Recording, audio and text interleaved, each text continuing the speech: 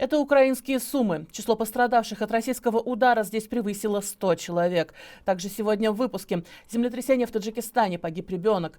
Родственников чеченских оппозиционеров выгоняют из России, а в Петербурге девушку арестовали за слова «Слава Украине». Это новости «Воздух» на канале Ходорковский Лайв. Ставьте лайки. До 34 человек выросло число жертв российского удара по Сумам накануне утром. Среди погибших двое детей. Еще 117 человек получили ранения, в том числе 15 детей. Президент Украины Владимир Зеленский сообщил, что 8 раненых находятся в тяжелом состоянии. Ряд европейских лидеров осудили российскую атаку по мирным жителям. Среди них премьер-министр Великобритании Кир Стармер, президент Франции Эммануэль Макрон, исполняющий обязанности канцлера Германии Олаф Шольц, президент Литвы Гитанас Науседа и глава евродипломатии Кая Каллас. Высказались и американские чиновники. Спецпредставитель Трампа Кит Келлог и госсекретарь Марко Рубио. Высказался также и Трамп. Правда, Россию он прямо не упомянул.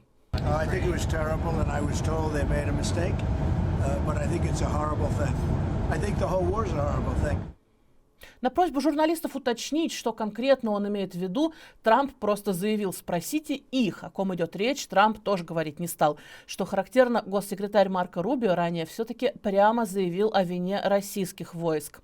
В Херсоне и Донецкой области от российских обстрелов погибли 3 человека. Другого поверха не попало.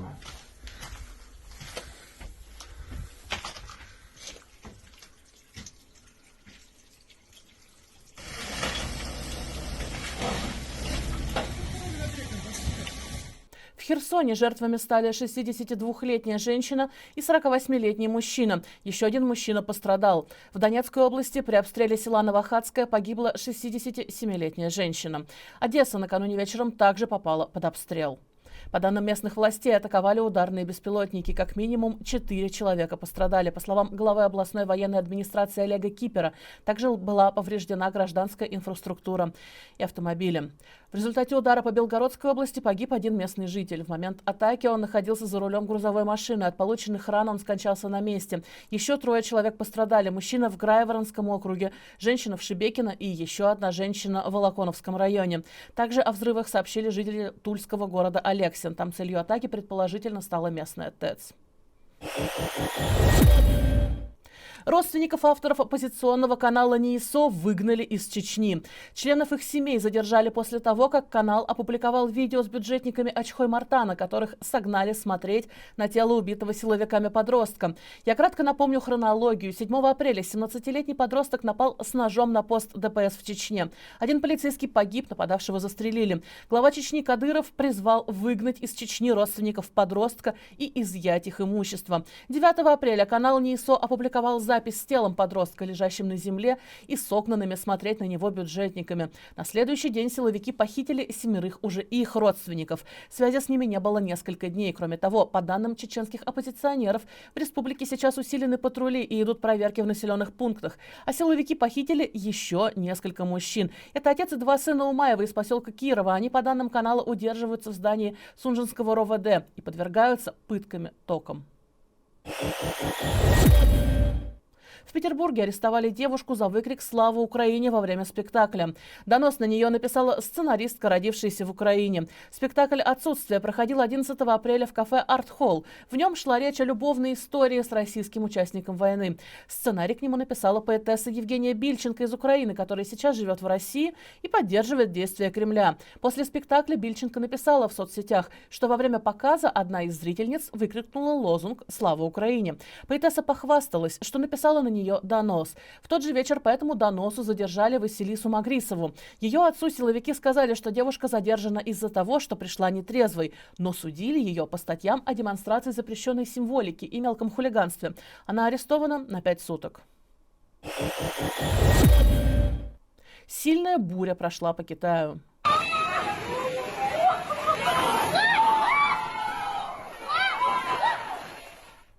Больше всего пострадала провинция Хэбэй. Порывы ветра, достигающие 150 км в час, сносили крыши и целые постройки. На севере страны, включая Пекин, по сообщениям местных СМИ, просили не выходить на улицу людей легче 50 килограмм, чтобы их просто не снесло ветром.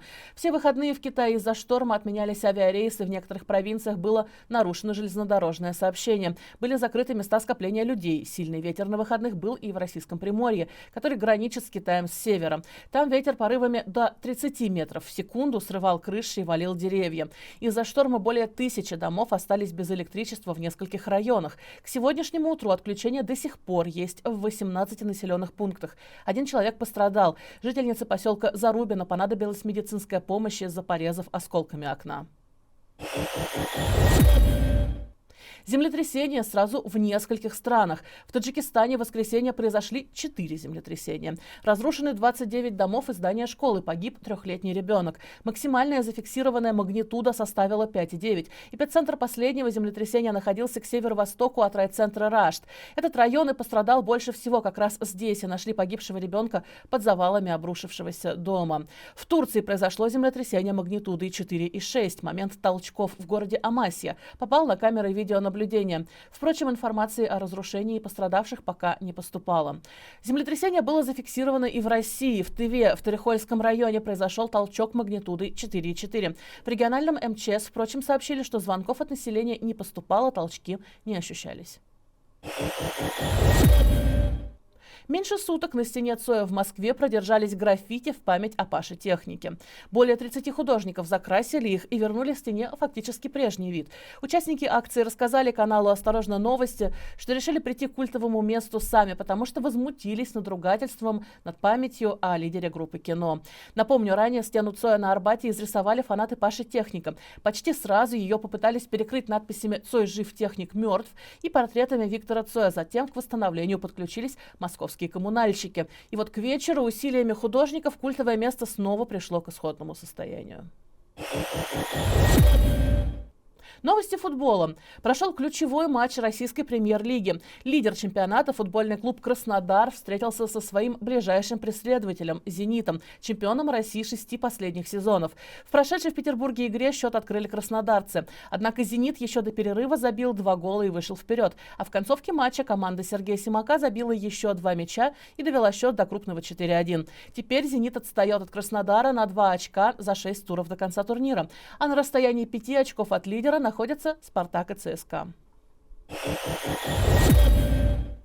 В возрасте 89 лет умер перуанский писатель и лауреат Нобелевской премии по литературе 2010 года Марио Варгас Льоса. Об этом написал в своем аккаунте в X его сын Альваро. Процитирую. «С глубоким прискорбием сообщаем, что наш отец Марио Варгас Льоса скончался сегодня в Лиме в окружении своей семьи». Конец цитаты.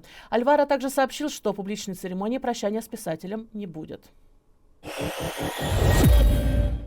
Z-певец Олег Газманов еле спасся от пожара. Во время съемок в студии произошел пожар. Об этом сам Газманов рассказал у себя в телеграм-канале. Фотографы успели снять на видео, как проходила эвакуация. Позже помощница Газманова рассказала телеграм-каналу «Шот», что снимали проект, приуроченный к 9 мая. Знак свыше получается. Друзья, это все новости, о которых я хотела вам рассказать. Ставьте лайк этому видео, подписывайтесь на наш канал, смотрите другие видео и обязательно ставьте лайки им тоже. Так вы помогаете нам распространять наш контент. Всего вам хорошего и увидимся.